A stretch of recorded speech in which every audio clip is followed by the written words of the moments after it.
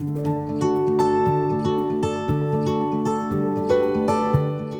good morning. My name is Brett Laxton, and I'm going to share a couple of thoughts with you this morning. We're going to be in the book of Matthew, chapter 5, verse 14. Let me set this up real quick that Jesus has started his Sermon on the Mount. This is in the book of Matthew, the first time that we see him teaching in his first words that are kind of recorded. And he's inviting people to be a part of his kingdom. In the first part, he talks about the type of people that are going to fill his kingdom. But this is in Matthew 5:14, and he's talking about us, believers, people who are in that kingdom. And it says, "You are the light of the world.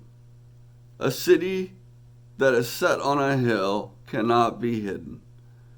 Nor do they light a lamp and put it under a basket, but on a lampstand, and it gives light to all who are in the house." I'm going to share a story real quick. When I was in the hospital recently, I had a hospital visit.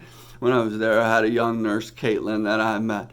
And while she was taking care of me, really just knew that the Spirit of God was just telling me to encourage her. And so I just told her, I said, "Hey, I want to thank you for making a difference and for doing such a great job taking care of me." And she was very appreciative. She said, "Thank you," but she kind of said it in a way of like, "Well, it's my job, right?"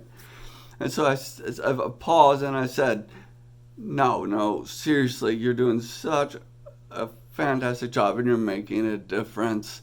And I told her, I said, I don't know how often you get told thank you because you're meeting people that are scared, that are hurting. You see, the people that are laying in the beds that you're taking care of, if they're laying where I'm laying right now, something hasn't gone according to plan. And so maybe they're angry. I don't know what's going on in their life, but things have gone off the rails. And so maybe they don't pause long enough just to say thank you. And I told her, I said, not everybody gets to go home from their job every day and know that they've made a difference. But you've made a difference today. So I want to connect my story with what we just read. Later on in chapter 5, when Jesus is teaching them how to pray, one of the things is he says, "Your kingdom come on earth as it is in heaven." As Jesus continues to talk about this kingdom, we as believers, as people in this kingdom, we have the opportunity to show people a glimpse of what the kingdom of heaven looks like every day.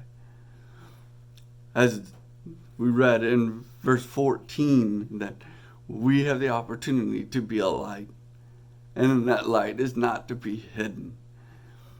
I don't know whether it's your neighbor or family member or acquaintance or the waitress you meet, but every day, just like the people who are laying in hospitals that Caitlin is making a difference with, we're meeting people that are hurt, that are wounded, maybe they're fearful, maybe they're angry, but a lot of them, things have not gone exactly according to plan.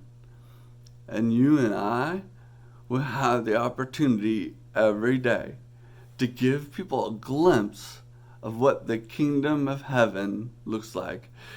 I've had a phrase that I've been trying to live my life by for a couple years, and that's, I want to every day when I wake up, whether I had a terrible yesterday, whether I have a lot of anxiety, whatever's going on, I have the opportunity to make someone's today better than their yesterday.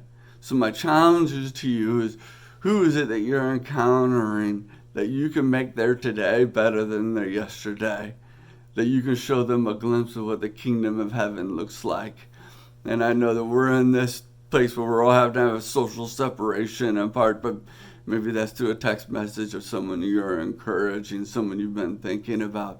Find a way to make someone's today better than their yesterday. Thanks a lot.